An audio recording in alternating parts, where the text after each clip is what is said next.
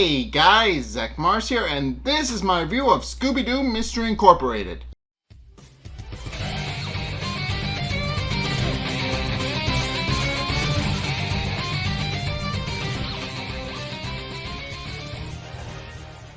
Okay, so this episode is a very exposition-heavy episode because this episode not only, well, I've suggested this before about how we know what the four keys about the four keys, but we don't exactly know what they do. This episode seems to imply some sort of association with what they do. It implies a bunch of different things about somewhat related to their origins and how they're seemingly intended to be used. But also we learned a couple more revelations in this episode that are interesting and kind of reframe the series a little bit, at least this specific series. But yeah, in case, the episode opens up with Scooby wearing his blindfold in Shaggy's bed, and he's currently having yet another nightmare sequence, where he is transported to the sitting room, and he starts looking around, looking for everybody.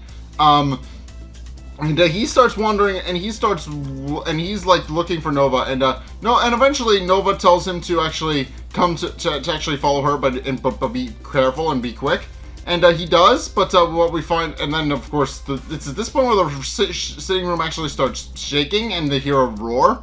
It's at this point, and of course she leads him to the sitting room proper, where she tells him that he needs to be careful and hope that he hasn't been seen. While the dancing man is also cowering behind a chair and states that he doesn't want to be there anymore and that he wants to go home. But then there's yet again another loud roar, and suddenly a monster resembling the Freak of Crystal Cove appears. Like it assembles out of a bunch of different smoky ghost lines, and then proceeds to roar at Scooby-Doo, and then that's where the cold open is, and then Scooby-Doo wakes up in a blind panic. He like quite literally, because he's wearing a blindfold, and he thinks that the monster has taken his eyes for a minute, until Shaggy and the rest of the gang could come up to comfort him, and Shaggy rips the blindfold off of him, and eventually Scooby realizes he's not blind and calms down. But it's at this point where Shaggy proceeds to ask Scooby what happened, and Scooby proceeds to explain exactly what he saw. He saw the Freak of Crystal Cove in his nightmares, and also tells him that he also saw Horatio Karen, the guy on the back of the novel. Which starts to confuse everybody a little bit. They instinctively get into the mystery machine to start investigating. But Velma doesn't really buy the whole thing about what Scooby's saying about how it could have just been a bad dream, and that maybe Scooby just saw the picture on the back of the book and just started imagining him. But of course, Fred points out that that's actually the only real lead they've got to go on, so they might as well follow up on it, especially since it's a very strange thing for Scooby to just suddenly randomly blurt out. And at which point Shaggy winds up taking the book from Velma from the back seat, and tells her that she's been reading the book and that she should at the very least believe some of the stuff that's in it. Although she admits that she really kind of doesn't. Although she openly admits that there could be some sort of supernatural thing. She of course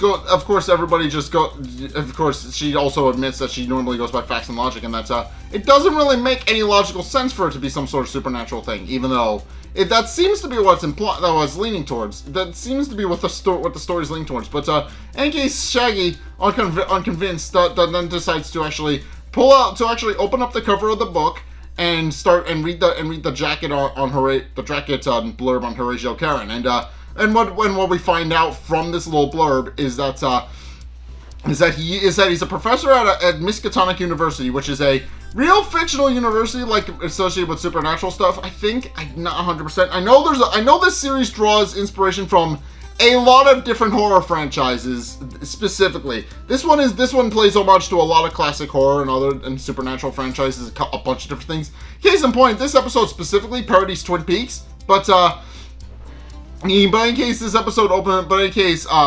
But in case, after finding out that from the little blurb that apparently sometime after Horatio Karen eventually dropped out of academics for an unknown reason, and is currently lives reclusively by himself in a mansion outside Crystal Cove.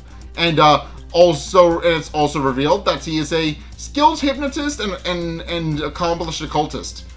Which of course Fred points out that's a good enough lead as any, and points out that if Scooby's seeing this Horatio Karen in his dreams, that they should probably investigate him and figure out what exactly is going on. So it's at this point where they actually wind up finding Horatio Karen's house. But what we also find out from the blurb is that Professor Karen, he doesn't really like people at all. So of course, when Fred winds up ringing his intercom, he immediately snaps at them, telling them nobody's home and to go away.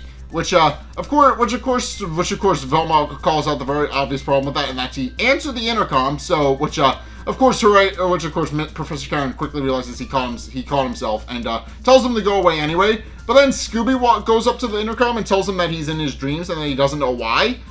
Which of course causes Professor Karen to actually go to a bit of pause, and then he proceeds to let him in and answers the door. And what we find out is that Professor Karen is actually very, very short. I mean, the kids are all normal size. They're normal sized teenagers. That's been established. Horatio Karen is comes up to the knees of all of them. So yeah, he's a very short person. But of course he answers and grabs Scooby by the collar and insists that Scooby tell him the full story. And Scooby does in fact explain how he has been seeing him in his dreams. And of course this causes Professor Karen to go into a bit of a pause. And when Fred asks him what he thinks it means, he just snaps at him and tells him to shut up and think.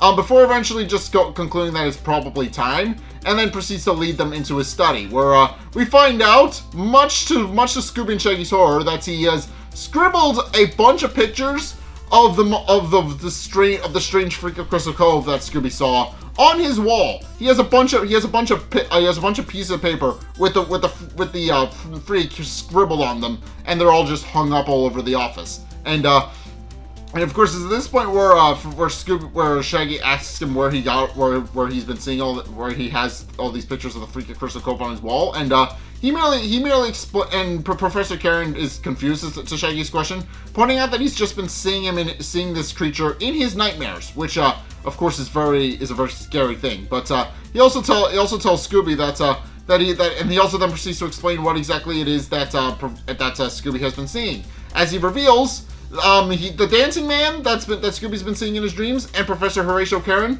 are in fact the same person. As he goes on to explain, the dancing man is actually the best part of him trapped in an area called the sitting room, which of course we already knew about, but of course the rest of the gang didn't know about that, and Velma is also obviously very skeptical about all this because she doesn't fully understand what's going on, but she also points out that it doesn't make any sense. But he then proceeds to go on and explain that if Scooby is seeing the monstrous freak of his nightmares, because that's what he starts calling it.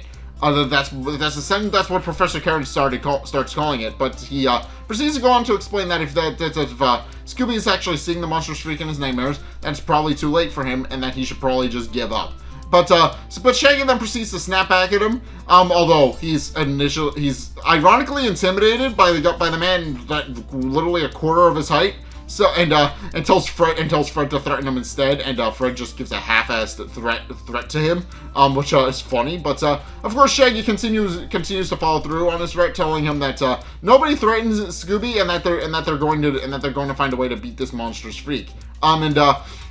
And of course, this is this point where Professor Karen reveals that there is, in fact, one way to defeat the monstrous freak, and that's to reveal its identity and figure out who's actually the one controlling it. And of course, this is where Velma actually steps in, because she points out that it doesn't make a whole lot of sense for them to actually go in and stop the monstrous freak, since they don't deal with real monsters. But of course, Fred points out that this is actually exactly what they do. Real monster or not, their job is to find evil monsters and unmask them. And he then proceeds to ask Professor Karen what they need to do. And so Professor Karen then proceeds to go over to his desk and pulls out a weird talisman, and then tells them all to lay down. And they do. They lay down in the middle of his office. And Professor Karen walks over to Velma and tells her that her skepticism is her strength, and then hands her the talisman and tells her that he needs to give her that so that they can actually go home. And then tells them they have exactly 1 hour to get in and out of their sitting room. Otherwise, they may very well never wake up. Then proceeds, and then with that very not so much reassuring but very ominous statement, they then decide to agree to Professor Karen's request, and Fred tells them that whenever he's ready. And sure enough, Professor Karen then proceeds to press a button on his desk, revealing that the ceiling to his office is a giant spinning disc that then proceeds to just descend downward and hypnotize them, and the gang goes into a deep sleep while Professor Karen pulls out a timer and sets it for an hour. And eventually, the gang then proceeds to wake up in the sitting room, where Scooby, and of course everybody is confused as to where they are, but Scooby, having been there several times now, immediately knows the way to actually get to the main sitting room proper, and tells everybody to follow him. And of course the gang proceeds to do exactly that, and of course it's at this point where Scooby starts looking around for Nova, but he doesn't seem to be able to find her, which is an interesting fact. But he can't seem to find her. At which point Fred notices there's another room in the adjoining to the main one, and they then proceed to go into that. And then we see a massive collection of all the different people that we've met so far. Interesting, and notably, all people who have touched a piece of the Planet Spirit disc, and I'll get to that. But of course, it's all people who have touched a piece of the Planet Spirit disc, except for a mystery team, and that's also important. But notably, there are all still figures of the various people that have just been in contact with the Planet Spirit disc, and notably, they're not all taken from at the same time. Notably, there are a couple that are off. For example, Mr. E, he has a still figure in the sitting room, but notably, his still figure is of him as a teenager, whereas the rest of his group is them as adults. And also, interestingly, there's no statue of Professor Pericles, and that seems to and there's an implication for that. I'll get to that in a minute, but well, actually, I'll get to that in a while. But in case, Fred starts looking around, and everybody starts trying to figure out what exactly it all means. But Fred eventually spies a still figure of his quote-unquote adoptive father, Mayor Jones, and concludes that if the monster freak is going to be anybody, it's probably going to be him. And then immediately walks over to the still figure of his not dad and tells him that it's time to wake up, and demands to know why he's terrorizing people. But it quickly becomes apparent that Mayor Jones can't see or hear him. And Fred walks over and put his hands on his shoulder. At which point the still figure immediately springs to life, and immediately looks around confused, and also wonders what Fred is even doing there. And of course, it's at this point where they're all very confused, and Velma notably is the most confused, pointing out that she's asking Mayor Jones what he's doing there, if he's supposed to be in prison, and Mayor Jones then begins to give an explanation as to all of that. As it turns out, it's not actually him, but rather it's the best part of him that's been trapped in the sitting room. And then proceeds to go on to explain how everybody who has ever touched the Planet Spirit disc is here because they lost their innocence and now are permanently trapped in the sitting room with their best parts being trapped in the dream world, while their bad half is currently walking around in the waking world. And he then proceeds to go, and there's an implication there, since obviously I talked about how Professor Pericles doesn't have a still figure. This seems to imply that he doesn't have a good part to lose. He's just an asshole. But that also implies that all the people that have committed horrible things while under the influence of the Planet Spirit disc doesn't seem to be their fault. They quite literally had their morals taken from them. So So of course this starts to beg the obvious question with Daphne asking it about if this is in fact the good part of Mayor Jones, then why is he terrorizing the people in the sitting room? And Mayor Jones, of course, gives the obvious explanation that he isn't. That he points out that it's not actually him, but he did get inspiration for his Freak of Crystal Cove costume from the monster terrorizing the sitting room. As he explains, he saw the monster in his nightmares and was like, "Yeah, I'll make a costume based on that." So that's where the Freak of Crystal Cove actually came from. Mayor Jones saw the nightmare version of it and then decided to copy it for his own costume. But also explains how the people in the sitting room, or how the identity of the monster in the sitting room is actually one of the people, and he actually knows who it is. But before he can tell them, the monstrous freak then proceeds to appear and chases the gang out of the sitting room and into the various hallways surrounding it. And the gang immediately split up to try and get rid of the monstrous freak, where it then proceeds to chase them individually. And I'll get to that. But this winds up being a very important part of the episode, because we somewhat find out how the keys are supposed to work. We find out somewhat how they're supposed to be used, but we don't specifically find out what they're supposed to be used for, but we find out how they're supposed to be used, and we find out some sort of associations with them. But in any case, first and foremost, Fred is transported into a gulch. He wanders into a gully with an unnamed mystery gang or at least unnamed initially. And then proceeds to explain, and then proceeds to see a group of cowgirls with their pet bull. And he proceeds to explain, and he proceeds to kind of look around. He's trying to figure out what's going on, and he eventually does kind of pick up on what it is. And when he gets a closer look, he discovers that they're actually holding the second key. They're holding the conquistador helmet and filling it with water from the river, which of course he notes must be important. But then the monstrous freak reappears and chases him out of the gully and back into the main sitting room. Meanwhile, Velma is transported to another part of the sitting room, where she actually finds the Darrow family, or the Mystery Fellowship as they're actually called, inside their mansion.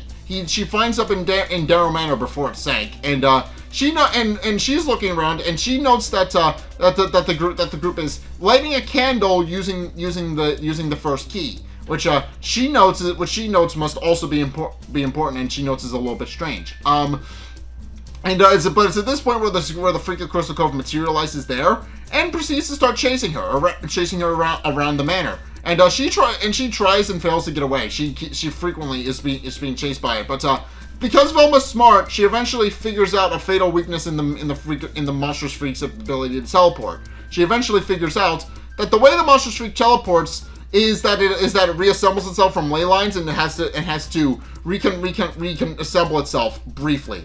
And it's through this that Velma eventually realizes she can easily slip right through while it's materializing, and she escapes that way.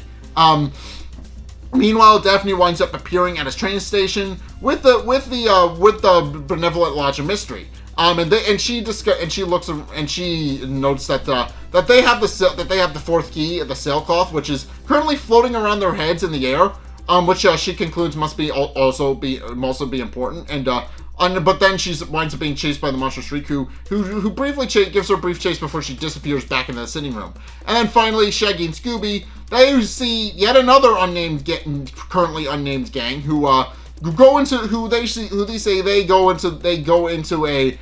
old Spanish town, and they look around and they do see the gang, and they see their association with the third key, which notably their skunk mascot is kicking dirt into, and while they don't fully grasp the symbolism behind it, they do note that it is important, and also point out that the skunk has both a cute little mask, and also just smells really awful. But then they also notice that there's apparently some sort of fiesta going on, and they decide to take a few brief moments to do what they do best and just chow down.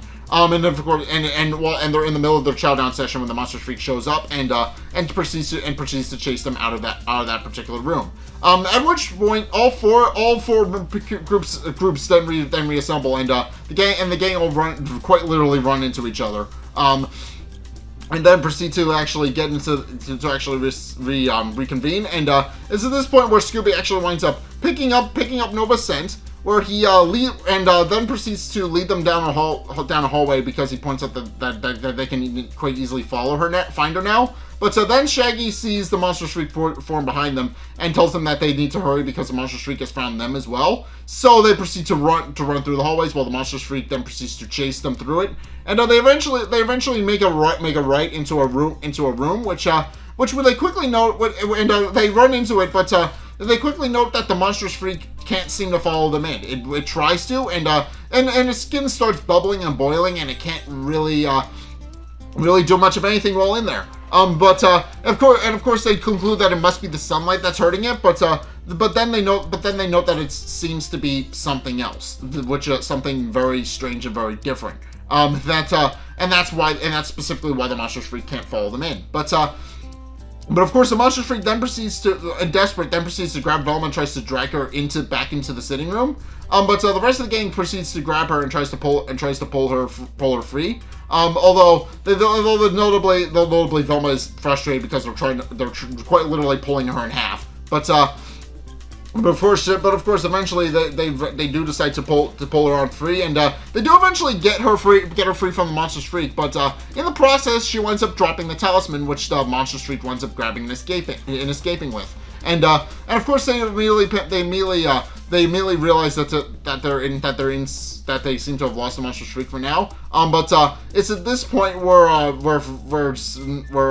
Nova and the Dancing Man, the Horatio Callahan's good half, they show up, and then they reveal that they were in there the whole time because specifically they were trying to hide from the Monster Freak because it's the safest place for them to be. Velma doesn't really fully understand what's going on because she obviously sees that Nova is talking, which she doesn't fully understand, and it's around this point where she proceeds to have a bit of a nervous breakdown because obviously Velma's the smart one, she's a very logic-driven one, so she can't cope with the fact that that all this nightmare stuff isn't really making sense to her. And she's trapped in some sort of dream world where it doesn't really make a whole lot of sense, and that she kind of needs it to make sense and starts breaking down a little bit. And it's at this point where Daphne actually consoles Velma, telling her that it's okay that things don't make sense and that sometimes they need to just feel their way out. And that seems to cause Velma to calm down a little bit. But of course, at this point where Nova points out that it's all right and that now they have all the information, and now they have the information they need, and points out that now they can use this information to get out. And of course, Velma points out that she still doesn't fully understand why Nova is talking, but Fred points out that he figures out Fred and the rest of the gang figure out pretty quickly that why she's talking. It's because she's obviously possessed by some supernatural entity thing. But Of course, it's at this point where Nova tells them that now that they have all the information they need, they can quite easily get out and go back to the waking world. And but it's at this point where they realize that they actually don't have the talisman anymore because the Monster Freak took it, and they quickly realize that they're going to be stuck there unless they get it back. And at which point Fred decides to actually create a trap to actually trap the Monster Freak and finally quite literally drag him into the light.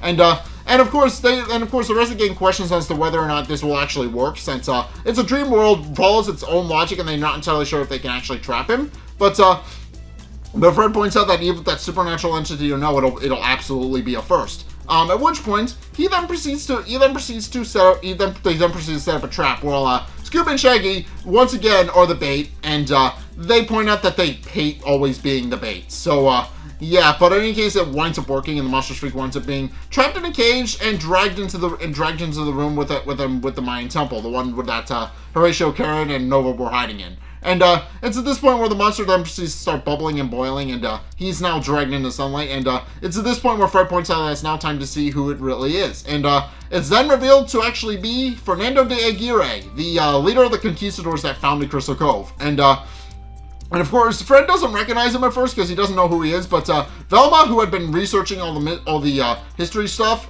does. And but they're also very confused as to why. Because obviously, because as Fernando explains, he wanted to stop them from destroying the evil entity, but which doesn't make a whole lot of sense to Shaggy specifically, pointing out that obviously Fernando is the one who should probably be the first person to want them to destroy the evil entity, because obviously it caused them to do a whole bunch of horrible shit, and he then proceeds to explain that that's exactly why he doesn't want them to. Because obviously he did a whole bunch of horrible things while under the influence of the entity, and he basically just wants to suffer because he doesn't think he deserves redemption. He just remembers all the horrible atrocities he committed, and he just wants to kind of keep everybody trapped in the sitting room and discovering how to destroy the evil entity so that he can continue to kind of pay for his actions. That is essentially why he's doing it. And but of course Nova reassures him that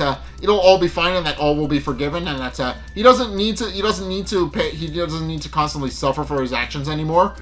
Which reminds Fred to do something, and then he proceeds to leave while with Daphne and Till, while Velma takes the talisman back from Fernando. At which point, it's at this point where the gang then proceeds to walk up to the top of the Aztec pyramid, and it's at this point where we actually find out that both the identities of the two gangs that we didn't meet. I forget specifically the one with the skunk, but the mystery gang is the one with the bull. And what we find out is that according to Nova, they are the ones that will truly inherit the will of the original mystery gang. As we find out, there was a first gang. There was in fact a very first one, the Hunters of Secrets, which as we find out, we're a gang of mystery solvers, and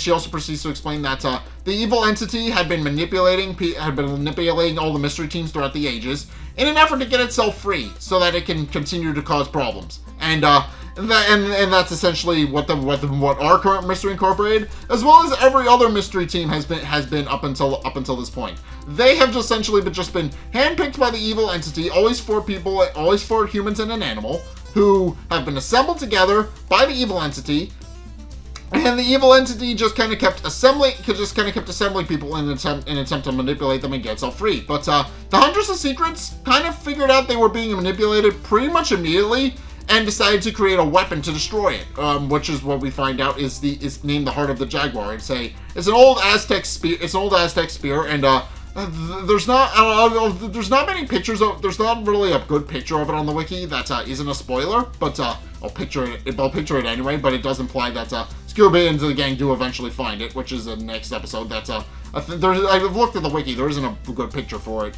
otherwise, but they go on to explain how they were going to use the Heart of the Jaguar to destroy the evil entity.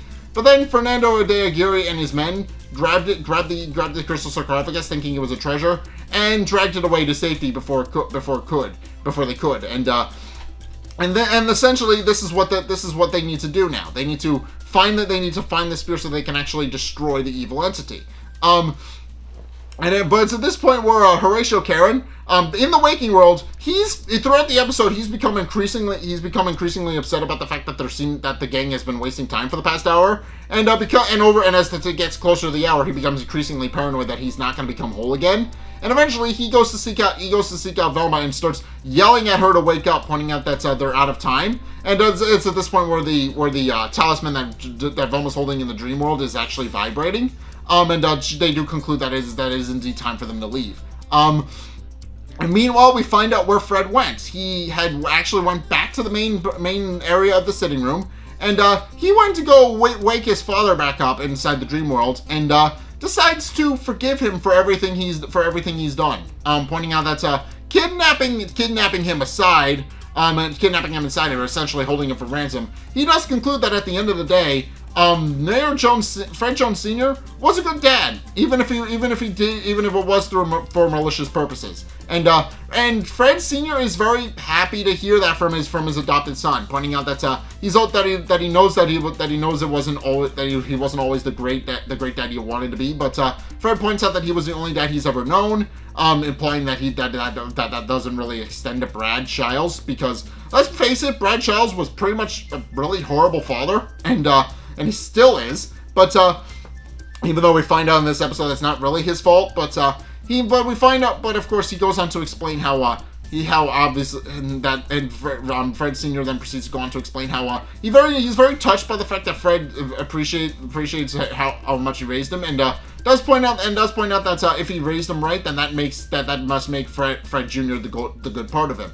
At which point the rest of the gang show up, and Shaggy tells them that they need to leave because if they don't leave now, they'll never leave ever. So they hand the statue to the dancing man, and they then proceed to form a circle around him, with the dancing man just being very happy about the fact that he gets to finally go home. And as the gang is waking up, Nova tells Scooby to find the heart of the Jaguar, and that with it they'll be able to finally bring peace to the world. At which point they proceed to wake up. And we see a brief scene of Horatio Karen merging with his good self. And Horatio is so happy about the fact that he's finally whole again that he actually starts dancing, and tells the meddling kids that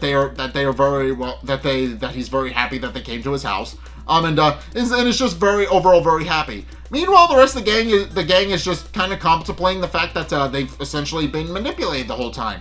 They point out that obviously if they were being manipulated by an evil entity, then there's a very good possibility that they don't even like each other, which of course Shaggy points out is a very real possibility. But Scooby tells them that the only thing that really matters now is for them to find the heart of the Jaguar and use it to destroy the evil entity, and they agree that that's what they're going to focus on. So yeah, there's a couple of things in this episode. First and foremost, there's the implication that Professor Pericles is just an asshole and he never had any good part of him, which, yeah, it makes perfect sense when you think about it. He's just been kind of a nasty person pretty much his whole life. But also this episode seems to imply how the four keys are actually, it already shows how the four keys are supposed to be used. They're associated with each of the four classic elements of fire, wind, earth, water, those kinds of things.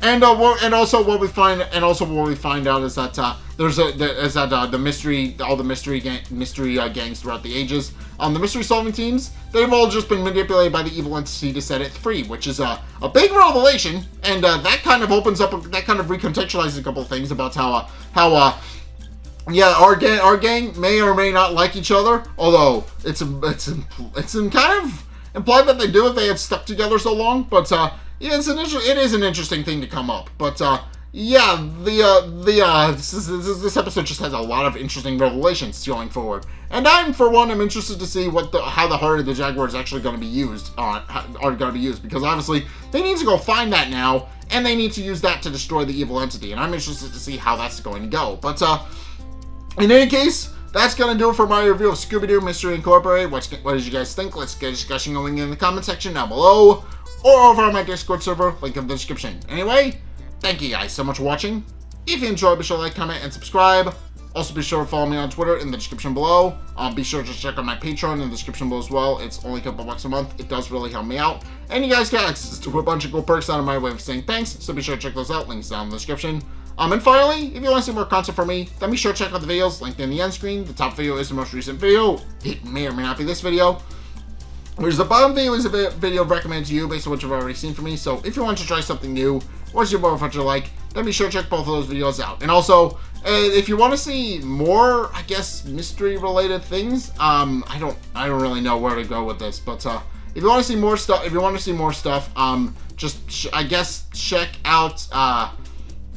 Well, I don't even know what to suggest here. Just go check out something, literally anything. I guess since Halloween was a couple of days ago, go check out my Luigi's Mansion playthrough. That's just, I'm happy with that one. Go check that one out.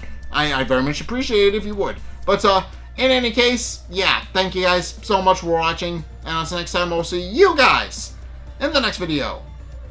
Peace!